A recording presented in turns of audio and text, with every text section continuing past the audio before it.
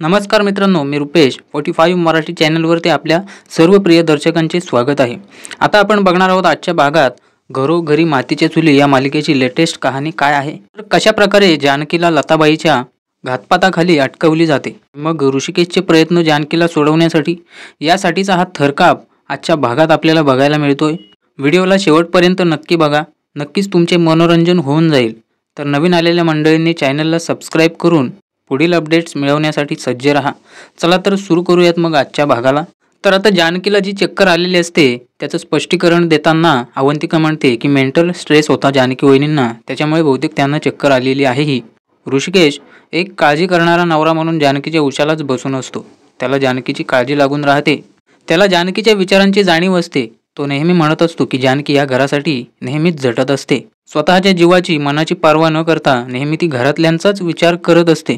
सौमित्र सुद्धा अवंतिकाच्या म्हणण्याला प्राधान्य देतो, म्हणतो आता कुठे वहिनीला आराम भेटत होता, आता कुठे ती नॉर्मल होत चालली होती, तर लगेच ती इथे हायपर झाली। हे सर्व प्रकरण किती वेगळं होऊन बसलंय, आता पुन्हा तिच्या जीवाला दगदग चाललेली आहे। सौमित्र याच गोष्टीचा विचार करत असतो की जानकी वहिनी काय म्हणत होती, लताबाईच माझी आई आहे। अवंतिकालाही सौमित्रप्रमाणेच प्रश्न पडलेले असतात।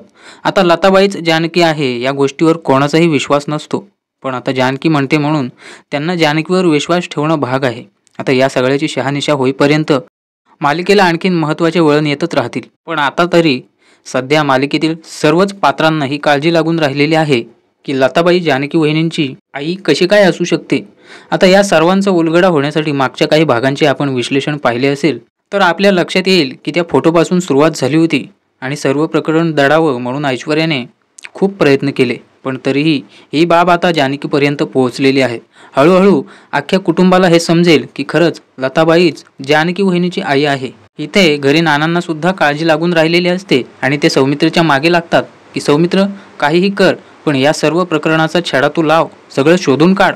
ऋषिकेशला जानकीच्या काळजीमुळे समोर काही समजत नसतं। तो म्हणतो अहो नाना, माझं तर डोकं चालण्यासच झालंय, म्हणजे असं मला म्हणायचं आहे की कालपर्यंत माझी आई म्हणून जी बाई वावरत होती आणि तीच आता जानकीची आई आहे, या गोष्टीवर माझा सुद्धा तरी विश्वास बसत नाही। गोष्टी समजायला कोणताच मार्ग नाही। ऋषिकेशच्या या सगळ्या प्रश्नांना उत्तर देताना अवंतिका म्हणते अहो ऋषिकेश दादा, जानकी वहिनी तरी निदान खोटं बोलणार नाहीत ना, आपल्याला त्यांच्या म्हणण्यावर विश्वास ठेवायलाच हवा। फक्त माझ्या वहिनी आहेत त्या म्हणून म्हणत नाही, तर फक्त आपल्याला निर्दोष माणसाच्या डोळ्यातला खरेपणा पाहता यावा। मी एक वकील आहे आणि मी हे चांगलंच जाणते। अवंतिका ऋषिकेशला स्पष्ट करून सांगते की जानकी वहिनींच्या डोळ्यामध्ये सत्यपणा होता, सच्चेपणा होता आणि मी तुम्हाला ठामपणे सांगते की जानकी वहिनी खोटं बोलत नाहीत। तर याच्यावरती ऋषिकेशची प्रतिक्रिया बघा काय असते। तो अवंतिकाला सांगतो की मी सुद्धा जानकीला खोटं म्हणते असं म्हणतच नाही, आणि हे तर तिच्या आईच्या बाबतीमध्ये मी खोटं बोलते असं म्हणणार सुद्धा नाही। नानाही डोळ्यात पाणी आणून ऋषिकेशच्या म्हणण्याला सपोर्ट करतात। चक्कर आलेली जानकी अजूनही शुद्धीवर आलेली नसते। ऋषिकेश तिला उठवायला बघतो, जानकी उठ ना ग, जानकी उठ ना ग, असे त्याचे शब्द असे बोल ऐकून कदाचित जानकीला जाग येईल असं सगळ्यांना वाटतं, पण अजूनही जानकीला काही शुद्ध आलेली नसते। बऱ्याच प्रयत्नांनंतर ऋषिकेशच्या काळजीपोटी त्याची ही हळुवार हाक ऐकून जानकीला जाग येते। त्याचे डोक्यावरचे हात फिरणारे अगदी प्रेमळ असतात, याचा स्पर्श जानकीला झालाच असावा आणि ऋषिकेशची हाक जानकीच्या मनापर्यंत पोहोचली आणि तितक्यात तिला जाग आली। जानकीला शुद्धीत आलेली पाहून ऋषिकेश, नाना, अवंतिका, सौमित्र सर्वांना फार बरं वाटतं। पण आता सर्वांसमोर एकच प्रश्न, वहिनीला शुद्ध आली, आता ती कशी वागते, कशी वावरते याच्याकडे असतं। पण आता बघा, डोळे उघडल्यानंतर जानकी लगेच आपल्या आईचं नाव घेऊ लागते, आई आई नावाचा जप करू लागते। जानकीला ते सगळं दृश्य आठवू लागलेलं असतं की लताबाईंनी कसं तिला आई म्हणून मिठी मारलेली होती, लताबाईंनी कसं जानकीला सत्य सांगितलेलं आणि जानकीने आई म्हणून लताबाईला सुद्धा घट्ट मिठी मारली होती। इतक्या दिवसांचं प्रेम लपलेलं ते समोर आल्याने जानकीला प्रचंड धक्का तर बसलाच होता, पण तिच्या मनात माया सुद्धा जागृत झाली होती आणि तेवढ्यातच ऐश्वर्याने मोठा झटका दिला। आता जानकीवरतीच आरोप लावले की लताबाईंचा घातपात हा जानकीने केलेला आहे। पुढे आपल्याला बघायला मिळेलच, पण आता तरी जानकीला लताबाईंची आठवण सतावत असते।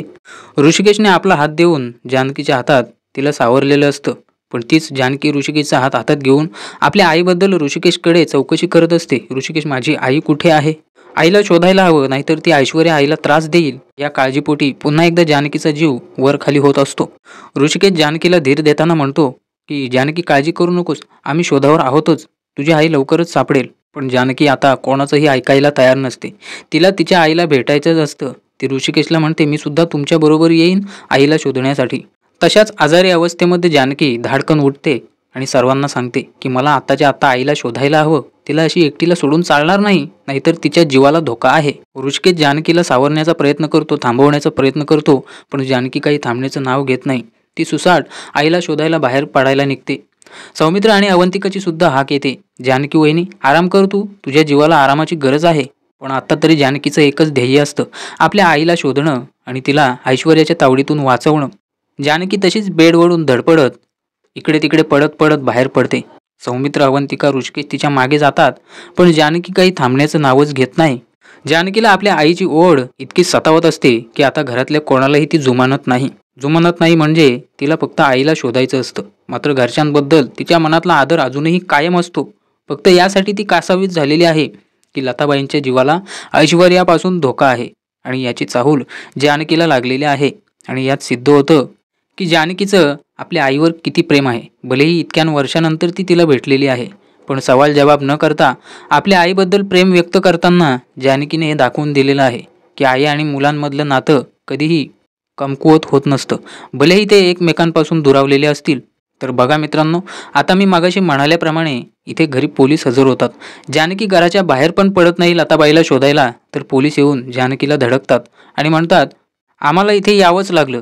जानकी म्हणायला लागते की साहेब काय झालंय, माझ्या आईबद्दल तुम्ही काही शोध लावलात का, काही कळलंय का?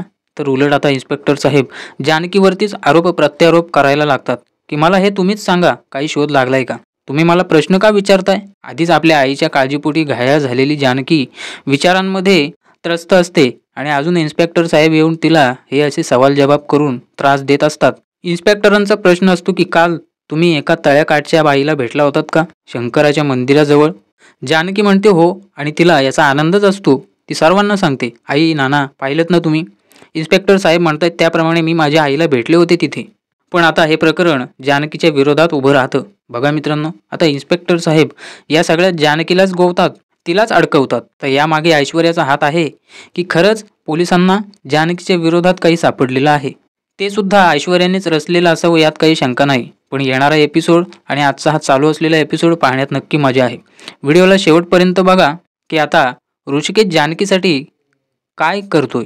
जानकी घरातल्यांना ओरडून ओरडून सांगत असते, बघा पोलीस ओरडून ओरडून सांगत आहेत, माझ्यावर विश्वास ठेवा. मी सुद्धा तुम्हाला तेच सांगते आणि खरं बोलते जे आता पोलीस म्हणत आहेत. पोलिसांनी आता जानकीलाच अटकवायला घेतलेली असते. ते म्हणतात जानकीला तुम्ही आमच्याकडे तक्रार नोंदवलीत आणि आता तुम्हीच त्या बाईबद्दल हे सगळं सांगत आहात. जानकी म्हणते हो हे खरं आहे, मी भेटले माझ्या आईला, पण मला तेव्हा माहीत नव्हतं की ती माझी आई आहे. पोलीस शॉक होऊन म्हणतात हे काय म्हणताय तुम्ही, तुमची आई आहे ती आणि तुम्ही तुमच्या आईचाच घात केलात. आता पोलिसांनी खुनाच्या आरोपाखाली जानकीला हे सगळं सुनावलेलं असतं आणि बहुतेक तिला अटकही होणार असते आता.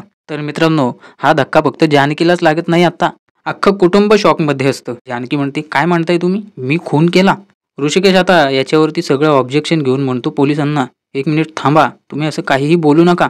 तर ते इन्स्पेक्टर म्हणतात मी फक्त बोलत नाही तर याच्यावरती ॲक्शन सुद्धा घ्यायला आलेलो आहे. इथे माझ्याकडे आता वॉरंट आहे आणि इन्स्पेक्टर आपल्याकडे असलेलं वॉरंट ऋषिकेशच्या हातात सोपवतात.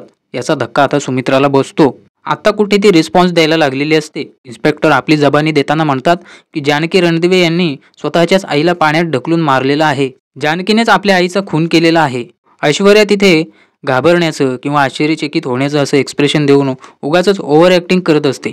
बहुतेक हे सगळं कारस्थान तिचंच असावं. आता याचा उलगडाही येणाऱ्या काही भागांमध्ये होईलच, पण आता बघूयात आजच्या भागात नक्की घडते तरी काय.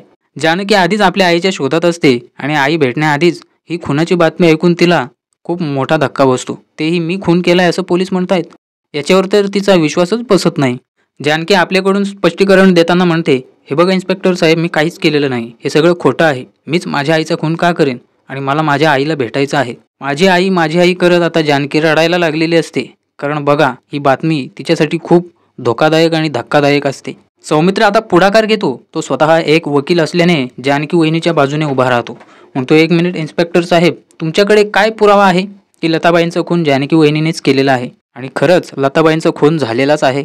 तर इन्स्पेक्टर सौमित्रला सांगू लागतात आमच्याकडे साक्षीदार आहे, आयविटनेस आहे, ज्याने स्वतःने आपल्या डोळ्यांनी हे प्रकरण पाहिलेलं आहे आणि पोलिसात येऊन त्याने तक्रारही केलेली आहे. तशी घरातल्या सर्व मंडळींना धक्का बसतो, ऐश्वर्या सोडून. अगदी सारंगलाही धक्का बसलेला असतो. पण काही वेळाने त्याच्या लक्षात येतं की खरंच याच्यातलं काही ऐश्वर्यानं तर केलं नसेल. आणि मग तो ऐश्वर्याकडे बघतो त्यावेळेस ऐश्वर्या सारंगकडे बघून गालातल्या गालात हसत असते. याच्यावरून आपल्या दर्शकांच्या निदर्शनास असं येतं की खरंच ऐश्वर्यानेच हे कांड घडवून आणलेलं आहे. आता या सर्वाला सौमित्र आणि ऋषिकेश दोघे मिळून कशा प्रकारे उत्तर देतात, म्हणजे जानकीला या सगळ्या आरोपांमधून मुक्त करण्यासाठी काय प्रयत्न करतात हे पाहण्यासारखे असणार आहे. पुढे जानकी बोलू लागते की हे खोटं आहे, मी खरंच माझ्या आईचा खून करूच शकत नाही. किती वर्ष झालेले आहेत, आधीच मी माझ्या आईला शोधत होते आणि त्यात तुम्ही येऊन मला असं सांगताय. माझ्या आईला पाहायला माझे डोळे आसुसलेले आहेत. माझ्या आईची आणि माझी इतक्या वर्षांनंतर भेट झाली. तिचा हात माझ्या हातात असा आला असताना मी असं का करेन. माझ्या आईचा हात कधीच सोडू शकत नाही. असं म्हणताना जानकी पोलिसांना मी निर्दोष असल्याचं सांगते.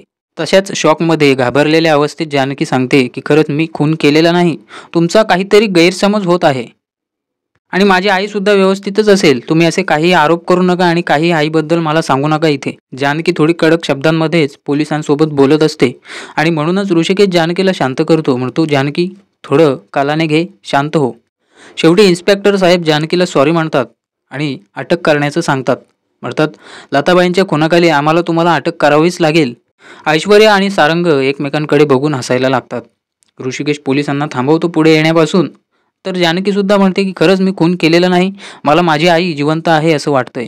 तिच्या जीवाला काही झालेलं नाही, तुम्ही उगाच काहीही बोलू नका. ऋषिकेश आपल्या परीने पोलिसांना समजावण्याचा प्रयत्न करतो पण ते ऐकत नाहीत त्याचं, कारण त्यांच्याकडे वॉरंट असतं आणि असा आय विटनेस बनून गेलेला माणूस पोलिसांकडे तक्रार नोंदवून आलेला असतो. तो व्यक्ती दुसरा तिसरा कोणी नसून ही ऐश्वर्याच असणार, यात काही शंका नाही. ऋषिकेश जेव्हा पोलिसांना थांबवतो तेव्हा पोलीस त्याला दम देऊ लागतात. हे बघा ऋषिकेश रणदिवे, तुम्ही उगाच पोलिसांच्या कारवाईमध्ये अडथळा आणू नका, नाहीतर तुमच्यावर सुद्धा कारवाई करण्यात येईल. तुम्ही तुमचा वकील आणा आणि मग काय आहे ते बघू आपण. सौमित्रला कायद्याचं चांगलंच ज्ञान असतं आणि म्हणून तो ऋषिकेशला म्हणतो दादा थांब, थोडं थांब तू, मी बघतो नंतर काय आहे ते. तर तरी आपण कायद्याच्या आड यायला नको, पोलिसांना त्यांचं काम करू दे. ऋषिकेश थोडा अडखळतच मागे सरकतो पण सौमित्र त्याला धीर देताना म्हणतो दादा काळजी करू नकोस, काय करायचं आहे ना ते मी पाहून घेईन नक्कीच. मी जानकी वहिनीला काही होऊ देणार नाही. आणि आता अशाच चक्रावलेल्या अवस्थेत जानकीच्या आजारी अवस्थेत तिला बेड्या घालण्यात येतात. जानकी सांगत असते मी खरंच काही केलेलं नाही, पण या सगळ्या सीनचा आनंद घेत असतात ते खरे म्हणजे ऐश्वर्या आणि सारंग. एकमेकांचे चेहरे पाहून केविलवाना चेहरा करत आपल्या कृत्यावर त्यांना माज असतो. आणि जानकीला जेव्हा असे पोलीस हातात बेड्या घालून नेतात ना तेव्हा या ऐश्वर्याचा चेहरा पाहण्यासारखा असतो. तिला असं वाटतंय तिने जग जिंकलं. पण जेव्हा पोलीस जानकीला नेत असतात ना त्या अवस्थेतही ऋषिकेशने जानकीचा हात अजिबात सोडलेला नसतो. जेव्हा जानकीला गाडीत बसवली जाते तेव्हा सुद्धा ऋषिकेश तिथे येऊन म्हणतो की जानकी काळजी करू नकोस. हे बघ जानकी, आत्ता जरी पोलिसांकडे साक्षीदार असले ना तरी मी तुझा साथीदार आहे आणि माझा तुझ्यावर पूर्ण विश्वास आहे. तू निर्दोष आहेस याची मला 100% खात्री आहे. तू घाबरू नकोस, काळजी करू नकोस, मी तुला नक्की सोडवेन. ऋषिकेशचे ही जानकीला धीर देणारे शब्द जानकीच्या मानसिक वादळांमध्ये थोडीशी शांतता आणतात. जानकीला मोठ्या 4 व्हीलर गाडीमध्ये पोलीस स्टेशनला नेले जाते. तेवढ्यातच ऋषिकेश हेल्मेट लावतो आणि सौमित्रलाही म्हणतो चल सौमित्र आपण जाऊ लगेच. आता ऋषिकेश आणि सौमित्र बाईकवरती त्या पोलिसांच्या गाडीच्या मागेच जातात. आणि आता बघा इथे जानकीला चौकशीसाठी पोलीस स्टेशनमध्ये आणलेले असते आणि पोलीस त्यांच्या स्टाईलमध्ये जानकीला विचारतात की सांगा जानकी रणदिवे, तिथे काय झालं होतं जिथे तुम्ही तुमच्या आईला म्हणजे त्या लताबाईंना भेटला होतात.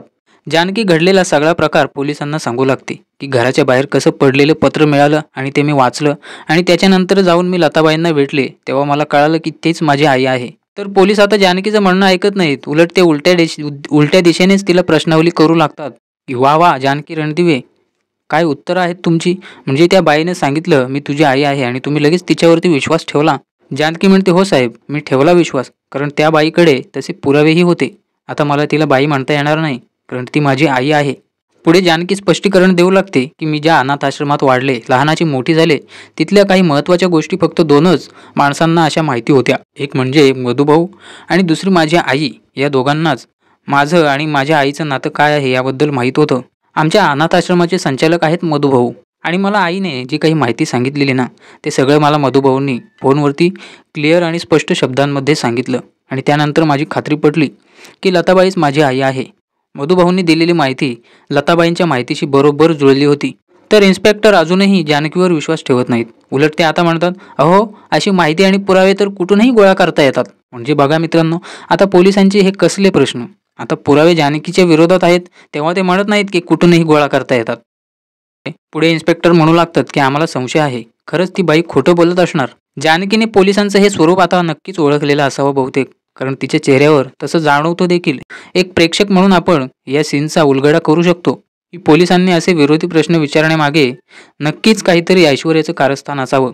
पुढे पोलीस म्हणू लागतात जानकीला की इतक्या वर्षांनंतर भेटलेल्या तुमच्या त्या आईला तुम्ही डायरेक्ट आई मानून मोकळ्या झालात. तर जानकी महत्त्वाचं कारण देते. अशा वेळी भावना आणि स्पर्श बोलत असतात साहेब. यासाठी कोणतेही साक्षी पुराव्यांची गरज लागत नाही. माणसाच्या डोळ्यात पाहिलं की नातं आपोआप कळतं. ऋषिकेश आणि सौमित्र लगेच जलद गतीने इथे पोलीस स्टेशनमध्ये हजर झालेले असतात. तर हवालदार त्या दोघांनाही थांबवतात आणि म्हणतात की आत्ता तुम्हाला जानकी वहिनींना भेटता येणार नाही, तर त्यांची चौकशी सुरू आहे तिथे आतमध्ये. पवारसाहेब त्यांची चौकशी करत आहेत. ऋषिकेश खूप घाईत असतो. तो म्हणतो आत्ताच्या आत्ता साहेबांना बोलवा, मला त्यांच्याशी बोलायचं आहे लगेच. तर हवालदार सांगून देतात की नाही, चौकशी झाल्याशिवाय तुम्हाला त्यांना भेटता येणार नाही. हवं तर तुम्ही थांबा, नंतर ते तुम्हाला भेटतील. जानकी भावूक झालेली असते. ती रडतच पोलिसांना स्पष्टीकरण देत असते की त्या बाईच्या डोळ्यामध्ये मी माझ्यासाठी प्रेम पाहिलेलं आणि तिच्या डोळ्यातून येणारं पाणीच सांगत होतं की खरंच लताबाई माझीच आई आहे.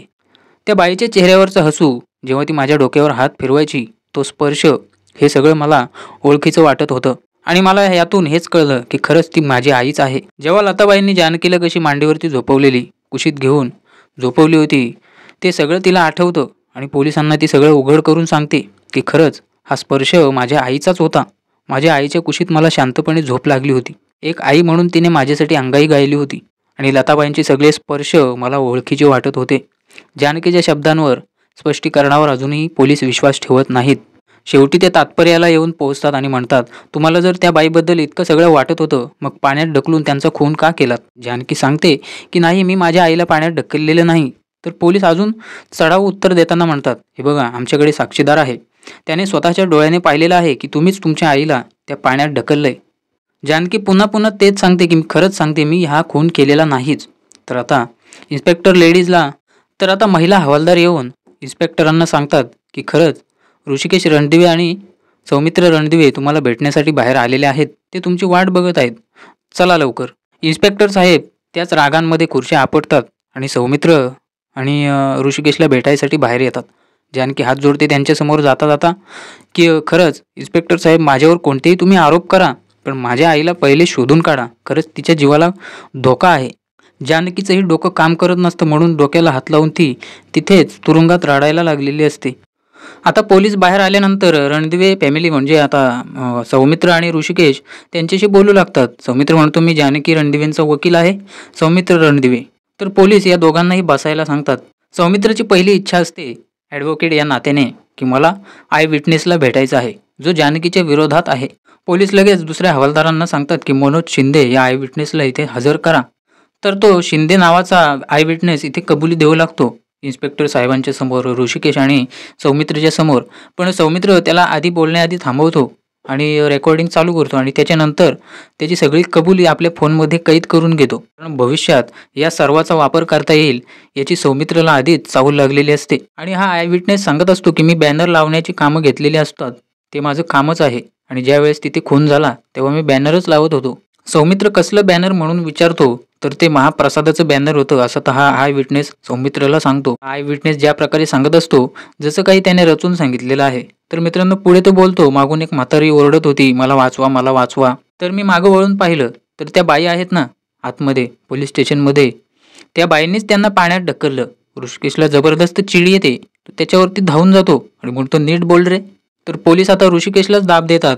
ते म्हणतात तुम्हाला काही खरं खोटं करायचं आहे ना ऋषिकेश रणदिवे, ते तुम्ही कोर्टात करा, इथे आरडाओरडा करून चालणार नाही. सौमित्र ऋषिकेशला इथे हाताताई करण्यापासून थांबवतो आणि पोलिसांना तो आवाहन करतो हे बघा इन्स्पेक्टर साहेब, तुमच्याकडे हा आय विटनेस आहे मला मान्य आहे, पण जानकी वहिनींना आतमध्ये बंद करून ठेवण्यासाठी हे इतकंसं पुरेसं नाही. याने खुनाचा गुन्हा सिद्ध होत नाही. तसंही या माणसाकडे कोणत्याही प्रकारचा पुरावा नाही की त्याने ते दृश्य तिथे तसं पाहिलंय. मला असं वाटतंय की लताबाईंचा तुम्ही प्रामाणिकपणे शोध घ्यावा, कारण त्या बाईची बॉडीसुद्धा आपल्याकडे नाही आणि त्या स्वतः इथे हजर नाहीत. तर पोलिसांकडून उत्तर येतं की वकील साहेब, आम्ही आमचं काम चालूच ठेवलेलं आहे. ऋषिकेश इन्स्पेक्टर साहेबांना विनंती करतो की जानकीला भेटायचं आहे. पोलीस त्याला परवानगीही देतात. घरी आत्ता सुमित्रा रडायला लागलेली असते जानकीच्या काळजीपोटी अवंतिका सुमित्राला शांत करते, पण नाही, सुमित्रा रडतच असते. म्हणते, मी कशी शांत राहू? माझ्या जानकीला पोलीस तिकडे घेऊन गेले आणि ते सुद्धा खुनाच्या आरोपाखाली. सुमित्राला अजूनही जानकीची बाजू पटत असते. ती सर्वांना सांगत असते, असं जानकीने कसं केलं असेल? तर ऐश्वर्या हेच पटवून देते की जानकी कशा प्रकारे गुन्हेगार आहे. म्हणते, का नसेल केलं जानकीने? आई, हा माणूस प्राणी आहे ना, खूप कॉम्प्लिकेटेड असतो. त्याला जे हवं आहे ना ते मिळवण्यासाठी तो कोणत्याही थराला जाऊ शकतो. ऐश्वर्याची ही कानभरणी काही कमी पडत नसते. सुमित्राला ती वेळोवेळी जानकीच्या विरोधातच भडकवत असते. अवंतिकाला हे कळत असतं, पण आता जो काही प्रकार घडलेला आहे त्याने सुमित्राला जबरदस्त शॉक बसलेला आहे आणि इथे ती ऐश्वर्याशी भांडू इच्छित नाही, म्हणून तर ती शांत आहे. ऐश्वर्या म्हणते, जानकी अशी सगळी नाटकं करण्यात एकदम पटाईत आहे. तिला कोणीही असं पकडू शकत नाही सहजासहजी.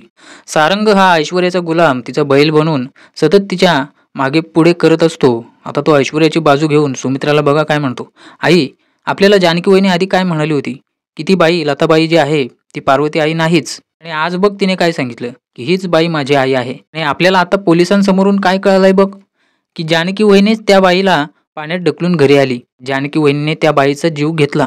नाना हे अतिशय कटाक्षाने पाहत असतात की सारंग किती लबाडीने सुमित्राचे कान फुंकत असतो. ऐश्वर्या पण रिॲक्शन देऊन म्हणते की बापरे, हे किती भयानक आहे.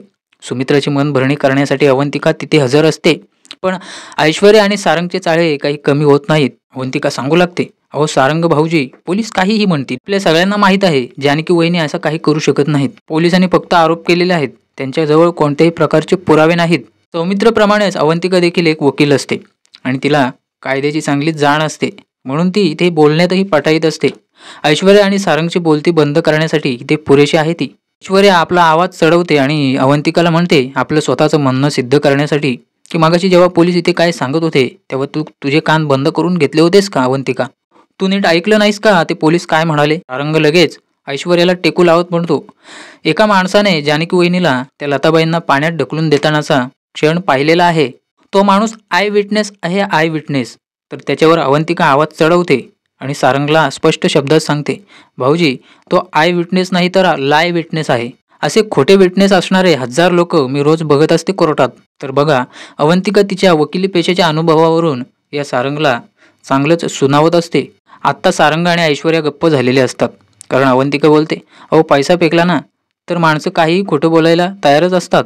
म्हणून तुम्ही त्या आय विटनेसचं वगैरे मला काही सांगत बसू नका. माझा त्यांच्यावर विश्वास अजिबात नाही. आणि जेव्हा खरं काय खोटं काय जोपर्यंत आपल्याला व्यवस्थित सिद्ध होईपर्यंत कळत नाही ना, तोपर्यंत आपल्या मनाचंच ऐकायचं, हे मी शिकलेले आहे. पुन्हा एकदा अवंतिका नाना आणि आईंकडे तोंड करून त्यांना विचारते, आता मला तुम्हीच सांगा नाना आई, खरंच जानकी वहिनी कशा कोणाचा खून करू शकतात? तर ऐश्वर्या तिची बाजू कमी पडू देत नाही. ती भडका उडवण्यासाठी तयारच असते. ती म्हणते, अगं का नाही करू शकत जानकी? तू मगाशी पाहिलंस ना, माझ्या अंगावर धावून आली होती. तिने माझा गळा दाबला होता. मला असं वाटलं की ती मलाही मारून टाकते की काय. सारंग सुद्धा हो ना करत ऐश्वर्याला तिच्या म्हणण्याप्रमाणे साथ देत असतो. अवंतिका उठून उभी राहते आणि स्पष्ट शब्दात सांगते, ऐश्वर्या, खरंच तुझी मान दाबली होती ना जानकी वहिनींनी, तुझी तीच लायकी आहे. ऐश्वर्याला पण राग येतो. ती उठून उभी राहते आणि म्हणते, ए अवंतिका, तोंड सांभाळून बोल नाहीतर, अशा प्रकारे धमकी देते. पण अवंतिका गप्प बसणाऱ्यातली नसते. कायद्याची जाण असणारी ऐश्वर्याला एकदम ससोटीने उत्तर देत म्हणते, नाहीतर काय करशील तू? काय करशील सांग ना.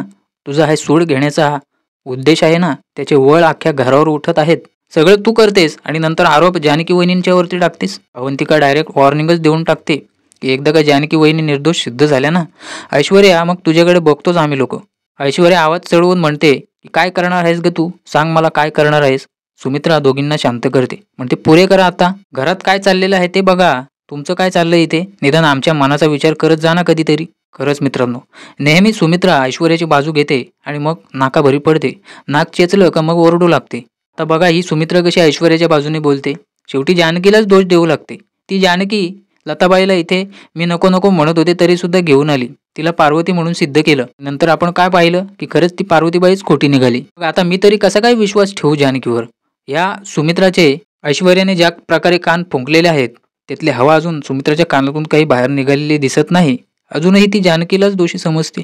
समोर काय चाललंय आणि तिचा फक्त ऐश्वर्यावरतीच विश्वास. ही फक्त मालिकेतील प्रेक्षकांच्या मनाला घोर लावणारी एक भावनाहीन पात्र आहे सुमित्रा. पण नाना स्पष्ट शब्दात सांगतात, मी माझ्या मनाचं ऐकतोय. माझं मन मला सांगते की माझी सून, माझी जानकी, माझी लेक कोणाचाही खून करणार नाही. हात जोडून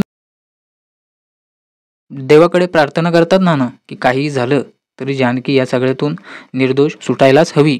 आता मात्र ऐश्वर्या आणि सारंगचं तोंड कायमचं बंद झालेलं दिसत आहे. इतके प्रयत्न करूनही घरातल्यांच्या विरोधात जानकीला दूर ठेवता येत नाही. या विचारांमध्ये ऐश्वर्या आणि सारंग थोडे नाराज होऊन जातात. अवंतिका नानांना शब्द देते आणि म्हणते, नाना, वहिनी नक्की सुटतील आणि आम्ही त्यासाठी प्रयत्न करणारच आहोत.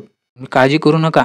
सौम्य आणि मी आहे ना, दोघं मिळून पाहिजे तितका जोर लावू आणि जानकी वहिनींची या खोट्या आरोपांमधून नक्की सुटका करू. तर मित्रांनो, उद्याच्या भागात काय घडेल हे जाणून घेण्यासाठी चॅनल सबस्क्राईब करा. आजची अपडेट आवडली असेल तर लाईक शेअर नक्की करा. भेटू पुढच्या भागात. तोपर्यंत धन्यवाद.